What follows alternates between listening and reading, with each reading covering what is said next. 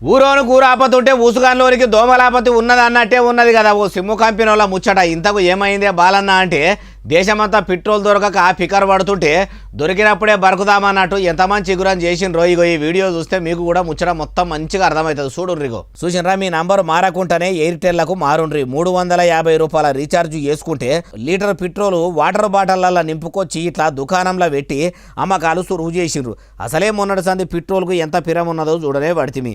అందుకే బండ్లున్నోళ్ళు కొందరు పోతుర్రట. ఏ sim company అయితే ఏంది, ఫోన్లు వచ్చినాయా పోయినాయా అన్నట్టు ఉంటే చాలు ఆఫర్ పెట్టిండ్రు కదా, ఎట్లాగో ఉన్న సిమ్ముకు రీఛార్జ్ చేసుడు తప్పది. ఆ చేసేది ఏందో ఎయిర్టెల్లకు మారి చేసుకుంటే 110 రూపాయల పెట్రోల్ పుక్యానికే వస్తుందంటే 110 రూపాయలు నెలకు మిగిలినట్టే కదా అని ఇట్లా రీఛార్జులు చేసుకునేందుకు కొందరు బండ్లున్నోళ్ళు పోయి రీఛార్జ్ చేసుకుంటున్నారట. ఎయిర్టెల్ కంపెనీలో ఈ ఇకమా చూసి వాళ్ళు ఎండాకాలంలో కూడా బండ మీద నీళ్లు ఉట్టించినంత మాయ చేసేంత మాయగాలేమో అనిపిస్తలేదు. ఆ బంకుల కాడ బండ్లున్నోళ్ళు ఎర్రటి ఎండల గంటల పోటీలు నిలబడుతుంటే ఈ సిమ్ము కంపెనీ వాళ్ళకు ఇంత స్టాక్ ఏడికెళ్ళి దొరుకుతుందో. సమురు కంపెనీ వాళ్ళు వీళ్ళతోని సాటుగా చేతులు కలిపి గ్యాస్ బుడ్డీలు కొందరు బ్లాక్ దందా చేసినట్టు పెట్రోల్ దందా కూడా చేస్తున్నారా ఎట్లా అంటారు ఈ ముచ్చటిన్నోళ్ళు.